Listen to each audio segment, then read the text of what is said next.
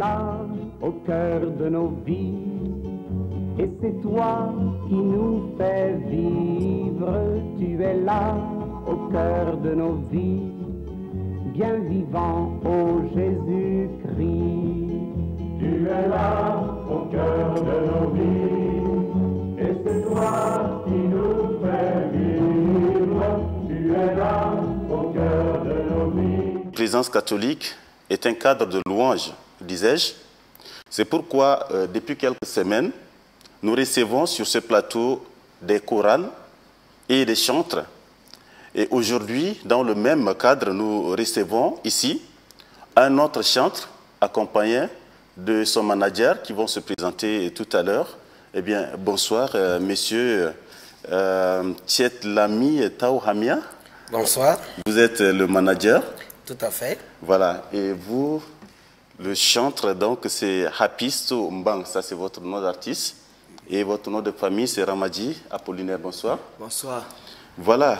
Nous sommes là pour parler donc de l'album, du deuxième album de l'artiste Hapisto qui sera lancé le dimanche 17 juillet. C'est bien cela?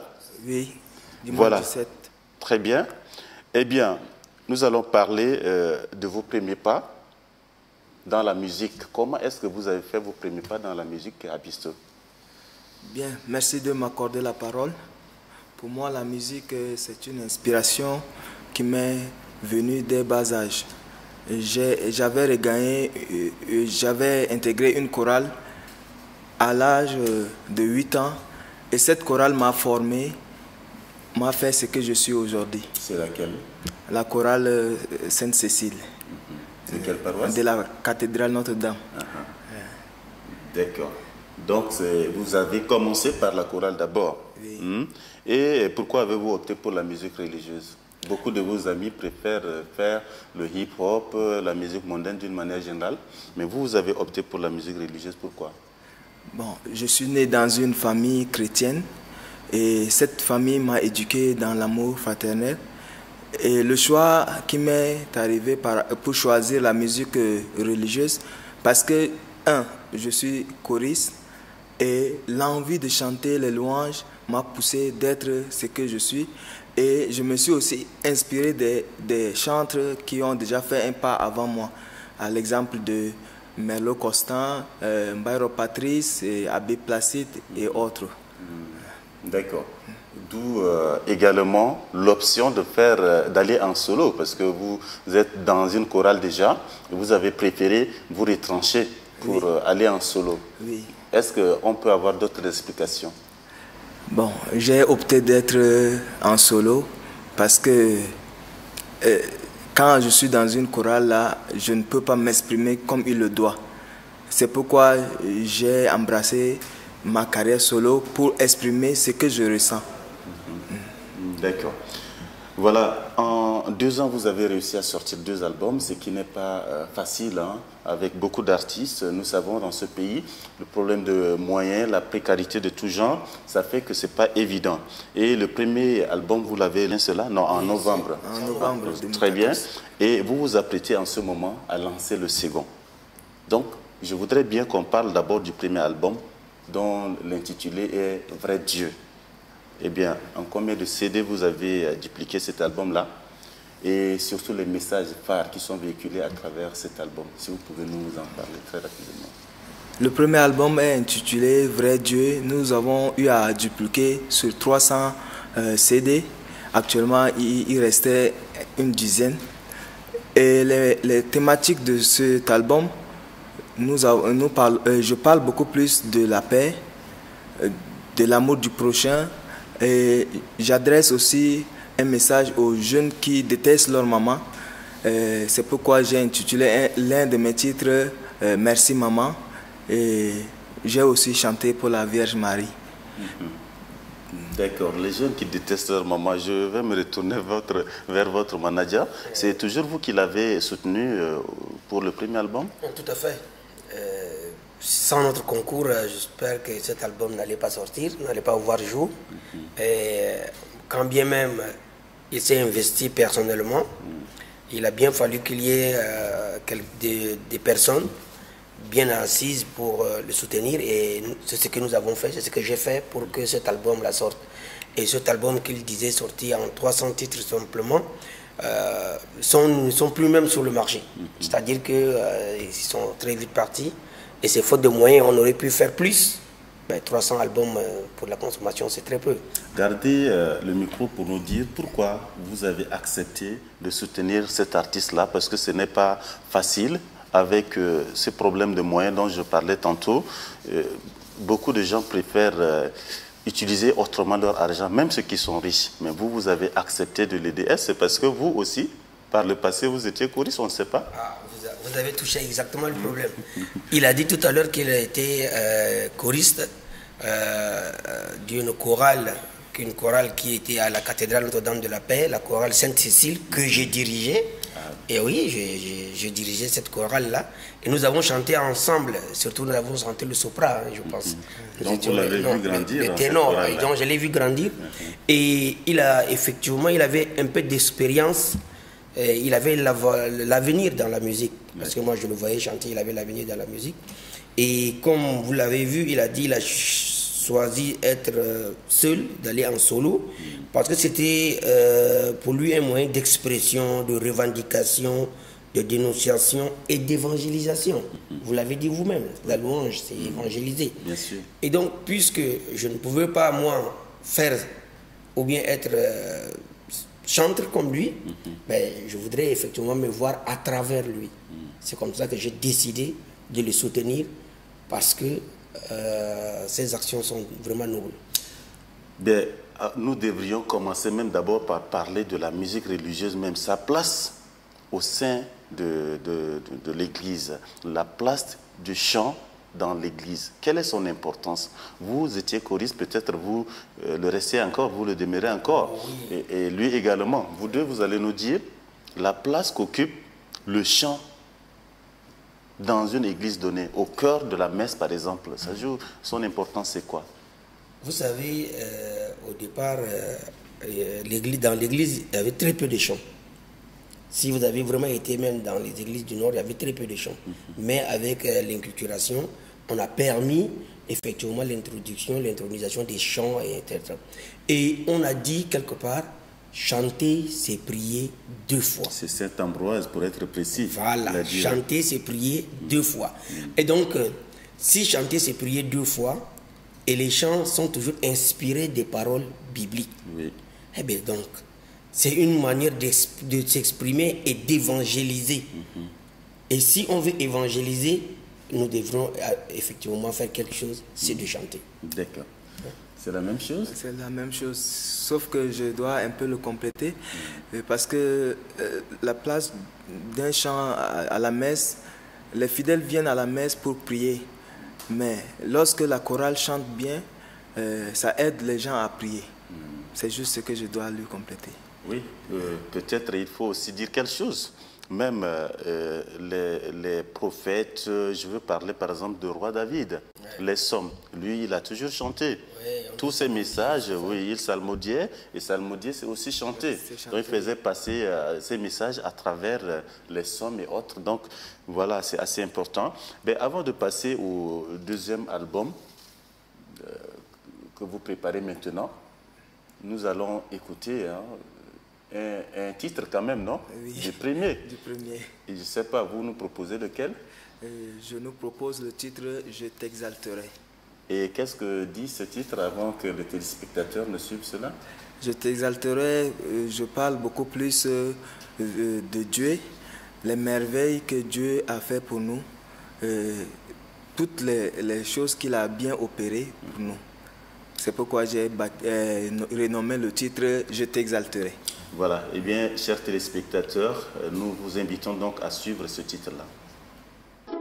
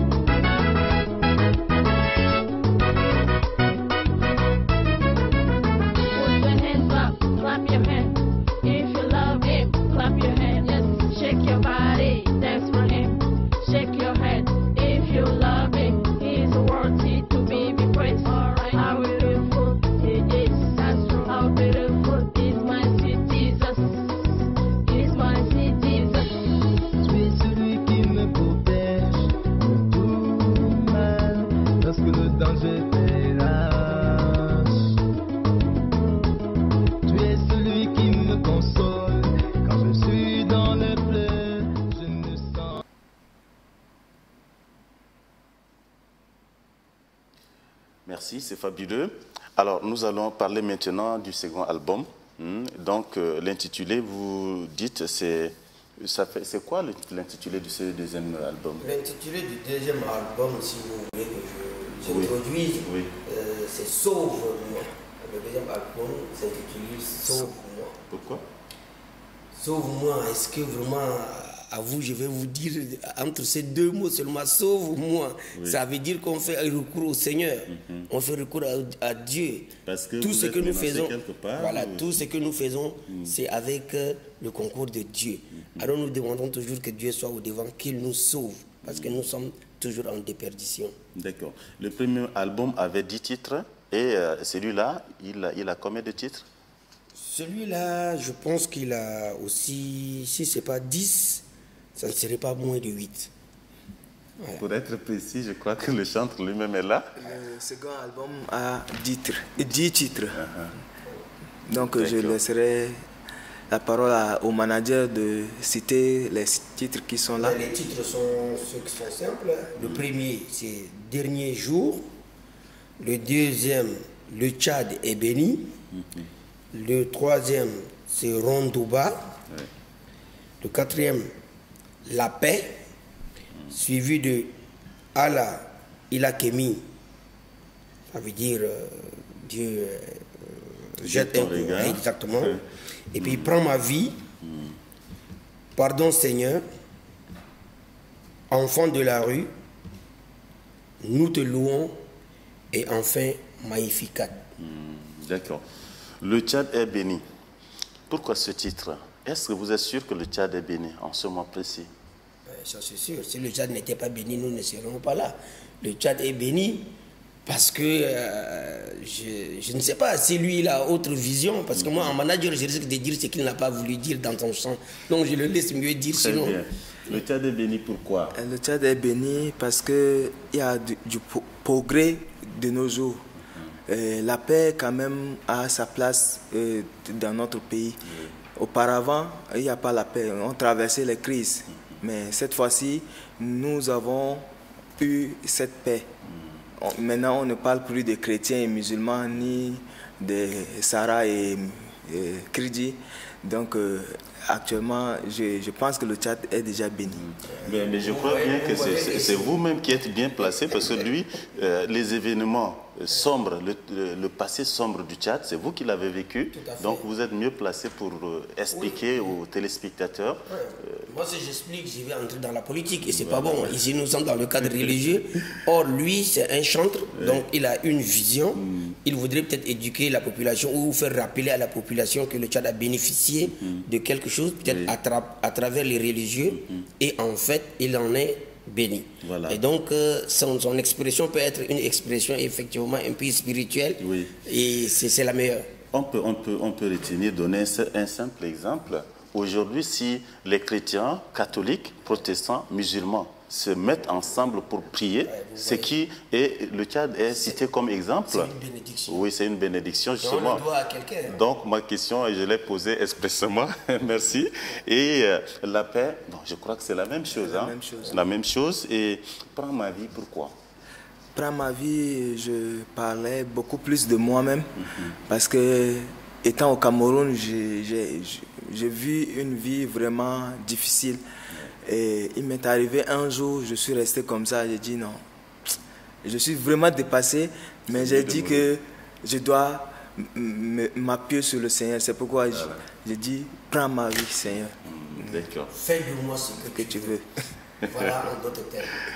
Voilà, et les enfants de la rue, vous avez également décidé de chanter en leur nom. Qu'est-ce qui vous a touché qu'est-ce qui vous a inspiré? Bon. Chaque jour, je reste devant la porte, devant chez moi. Je vois que de nos jours, il y a vraiment les enfants de la rue. Et ces enfants sont là à la portée de tous, au danger. Ils sont là en train de siroter les drogues par-ci, par-là. J'ai eu de pitié pour eux. C'est pourquoi c'est un conseil que je lance envers eux. Je suis en train de leur dire de laisser leur comportement et regagner l'école. Parce que l'école, c'est une source de bénédiction, de réussite et autres. Monsieur Tchedlami Tao Hamia, vous êtes un parent, nous devons être touchés. Voir les enfants errer dans la rue, il dit que c'est un message qu'il adresse à ces enfants-là, mais je crois que ce message est d'abord adressé aux parents, adressé aux décideurs. Je crois qu'il y a beaucoup de responsables dans ce que les enfants sont en train de subir là. Tout à fait. Tout à fait. Les parents ont démissionné devant beaucoup de choses.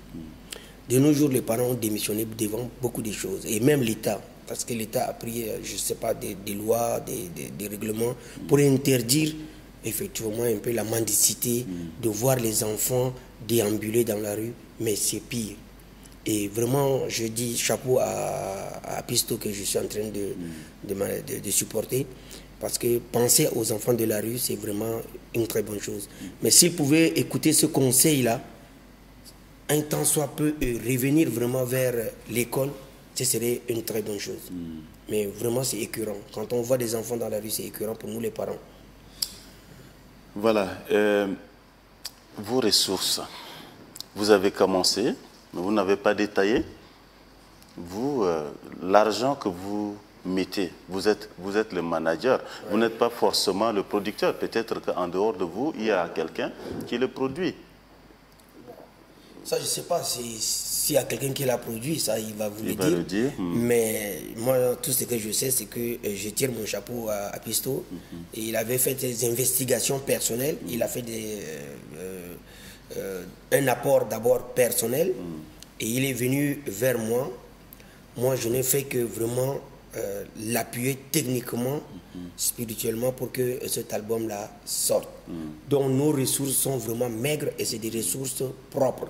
Oui. Moi, je n'ai pas vu une subvention quelconque qui a permis à Pisto de sortir ce premier album. Oui, sauf que, quand bien même je me suis investi, nous félicitons et nous remercions très sincèrement M.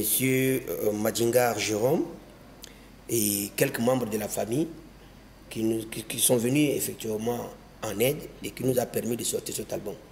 Oui, mais quand je dis ça, il est l'un des rares choristes catholiques à sortir. Je ne crée pas de discrimination ici, mais du côté des protestants, il y a beaucoup qui ont fait d'efforts, il y a beaucoup de chantres qui ont leur album sur le marché. Mais au niveau de l'église catholique, ils ne sont pas nombreux, ceux qui vont en solo. Si on peut compter peut-être au bout de doigts, il y a peut-être l'abbé Placide qui est allé en solo. Mais sinon, les autres sont des groupes. Par exemple, Chanterelle, c'est un groupe. Il y a également Soleil de Résurrection, c'est aussi un groupe. Mais lui qui va en solo, il a besoin d'un appui quand même. Vous, dans le milieu, vous êtes connu. Est-ce que vous avez mené des démarches auprès de ceux qui ont un peu de moyens, ne serait-ce que peut-être organiser aussi des quêtes spéciales pour l'aider, comme nous le faisons pour la construction des églises par-ci par-là?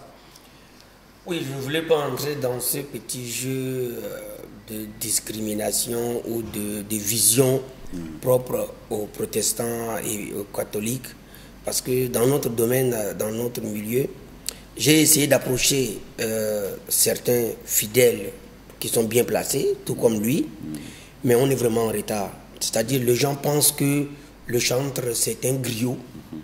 Ce qu'il va faire ne va pas les plaire. Et du coup, ils ne veulent pas jeter leur argent à la fenêtre. C'est ce qu'ils disent. Hein? Mais moi, je dis, je me retrouve dans ce qu'il a fait et je suis même fier. C'est parce que nous étions très peu. Oui. Si nous étions effectivement beaucoup, si nous avons travaillé comme des fourmis, je crois qu'aujourd'hui, Pisto serait parti. Et ce ne serait pas 300 seulement CD qu'on devrait mettre sur le marché, plus que ça. C'est parce qu'effectivement, il y a eu des réticences. Les gens n'ont pas voulu vraiment nous apporter leur soutien financier parce qu'ils n'ont pas compris l'enjeu. Voilà. Je crois que c'est un appel qui est lancé. Hein. J'ai lu tout de suite, vous étiez en courroux en parlant de cela. Donc l'appel est lancé. Je crois qu'il y a mieux à faire avec son argent que de se retrouver tout le temps autour dans les buvettes, les bars, et flirter avec... on a mieux à faire, surtout étant chrétien. Et puis ce ne sont même pas des millions qu'on demande. Ce n'est même pas des millions. C'est deux petites centaines de mille ou bien 200 000, 300 000. Ce n'est pas quelque chose. On peut les jeter facilement, ces sous-là.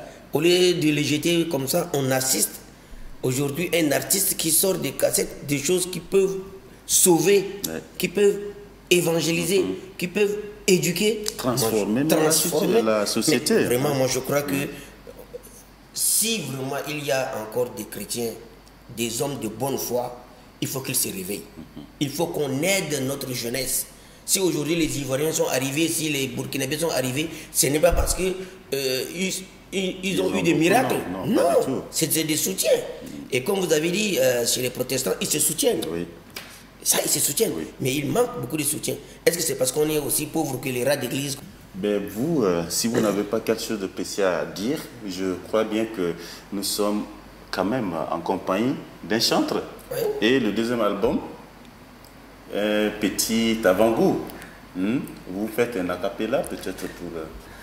Bon, là je dois chanter pour les enfants de la rue parce que ils vont écouter ce que je transmets ce soir. Allez-y. Enfant de la rue, tu as encore une chance. Laisse tes comportements, va à l'école. C'est la meilleure solution à tous tes problèmes. Enfant de la rue, tu as encore une chance. Laisse tes comportements, va à l'école. C'est la meilleure solution à tous tes problèmes. Voilà, ça c'est très bien. Je crois que les téléspectatrices, téléspectateurs qui nous suivent en ce moment précis seront les tout premiers à venir. L'invitation est déjà lancée. Et c'est sur cette note justement que nous allons nous séparer. Au revoir.